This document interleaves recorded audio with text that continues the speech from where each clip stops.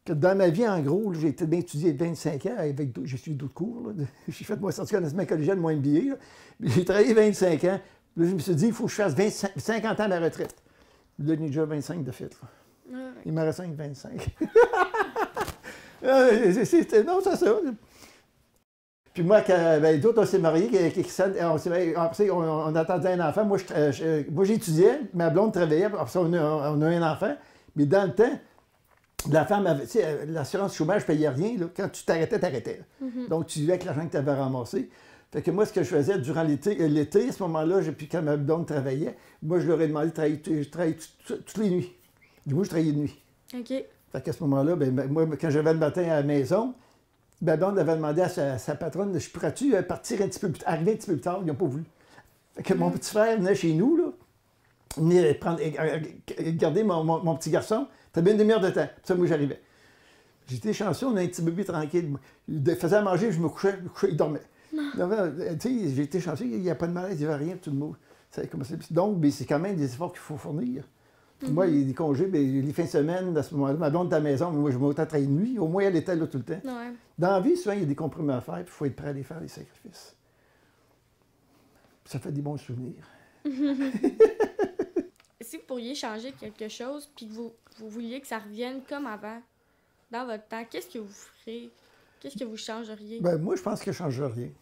Change rien. À chaque époque, il y a ses avantages, ses inconvénients. Si tu avais quelque chose qui était bon, ça aurait toujours duré. Si ça change, parce qu'il y a des gens qui voulaient faire évoluer ça. Il y a des gens qui disent, rendu à mon âge, je suis rendu à 76 ans, là, ils disent, mais ça me fait retenir quand j'étais plus jeune. Non, moi, je suis content de ce que j'ai vécu, puis ce que je vis, puis je suis heureux de même, puis je suis bien à ma peau. C'est une bonne réponse. Effectivement, moi aussi, je pense ça. Je pense que toutes les années, ils ont tous des points positifs. Oui. La vie, c'est comme ça. La vie, c'est intéressant. La vie, c'est le fun. Moi, quand j'arrive des choses nouvelles, je trouve ça intéressant. Il y a des gens, tu as une petite routine, si ça déroge de la routine, tu es malheureux. Moi, je trouve que quand tu arrives des sphères différentes, c'est des nouveaux défis. Puis moi j'aime ça faire confiance aux gens. Moi, je fais confiance aux gens. Ouais. Je dis pas, il va peut-être bien arriver ça. Non, j'attends. S'il arrive quelque chose, il arrivera, mais moi, je fais confiance aux gens de prime abord. Moi, un conseil que j'ai donné, finalement, à mes neveux, tu sais, des fois, les gens, tu vois l'école, tel cours, il est dur. C'est dur, c'est ci, c'est ça. Tu vas en prendre un moins dur. Non, c'est pas ça. Tu prends un cours, même s'il est dur, tu fais tout ce que tu peux. Si tu passes, tant mieux. Si tu ne passes pas, tu l'as fait. Moi, j'en ai suivi des cours à l'université, même ailleurs. Là. Il est obligatoire, les cours. Je ne peux pas dire, j'aime pas ça, puis je fais rien. Non, si tu échoues, tu es mal pris, il faut que tu recommences à quelque part. Je me suis toujours dit, même si le cours, je ne l'aime pas, je donnais tout ce que je pouvais pour avoir les meilleures notes possibles.